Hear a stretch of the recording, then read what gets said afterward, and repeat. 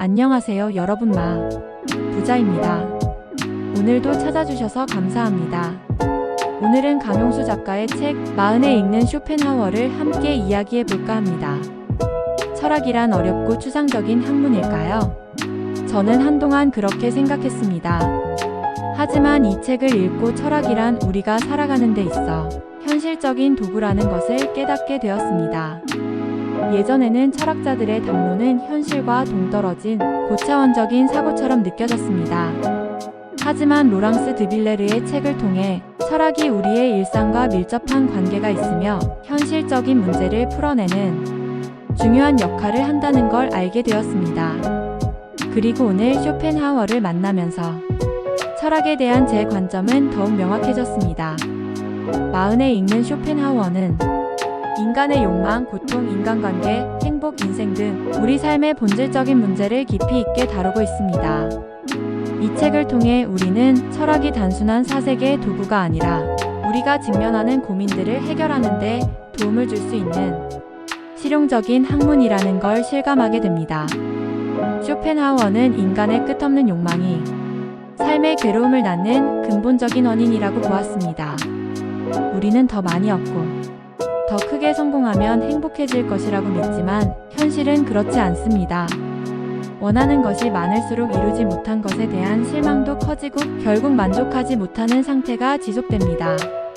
행복을 얻기 전에 먼저 고통을 줄이는 것이 더 중요하다는 그의 말은 우리가 삶을 바라보는 방식을 바꾸는 계기가 될 것입니다. 이제는 무조건 더 많은 것을 원하기보다는 덜 원하려는 연습을 해야겠다고 다짐하게 됩니다. 또한 살아있어야 행복도 불행도 느낄 수 있다는 쇼펜하우어의 통찰은 자기 자신을 아는 것이 곧 살아가는 이유라는 점을 강조합니다. 우리는 이 책을 통해 너무나 살고 싶어서 죽음을 택하는 것이라는 역설적인 표현을 접하며 삶과 죽음에 대한 우리의 관점을 다시 돌아보게 됩니다.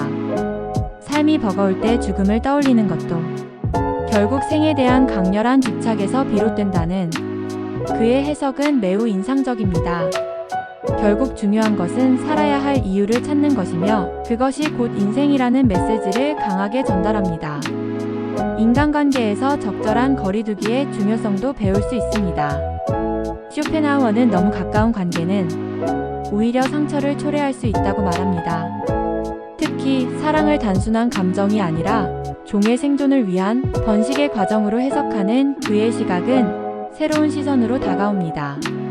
감정적인 사랑조차도 본능적인 생존 욕구의 연장선상에 있을 수 있다는 점에서 우리가 맺는 인간관계를 보다 객관적으로 바라볼 필요가 있다는 생각이 들게 됩니다. 마지막으로 인생을 살아가는 데 있어 가장 중요한 것은 타인의 시선에서 자유로워지는 것이라는 점을 강조합니다. 많은 사람들이 남과 비교하며 자신의 삶을 평가하다가 정작 자기 자신의 삶을 잃어버린다고 지적합니다. 타인의 시선을 의식하는 것은 결국 자신의 운명을 남에게 맡기는 것과 다름없으며 모든 기준을 자신에게 두고 살아가야 한다는 그의 가르침은 우리에게 큰 울림을 줍니다. 이는 우리가 얼마나 타인의 평가에 신경 쓰며 살아왔는지를 돌아보게 되는 계기가 됩니다. 진정한 행복은 외부의 평가가 아니라 내가 나만의 기준을 세우고 그것에 만족할 때 찾아온다는 점을 깊이 깨닫게 됩니다. 철학이란 단순히 사색하는 것이 아니라 우리가 더 나은 삶을 살아가기 위해 반드시 필요한 현실적인 도구라는 점을 쇼펜하우어를 통해 우리는 확신할 수 있습니다.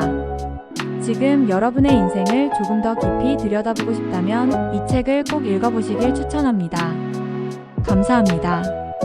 지금까지 부자였습니다. 더 많은 책들이 궁금하시면 방문해주세요.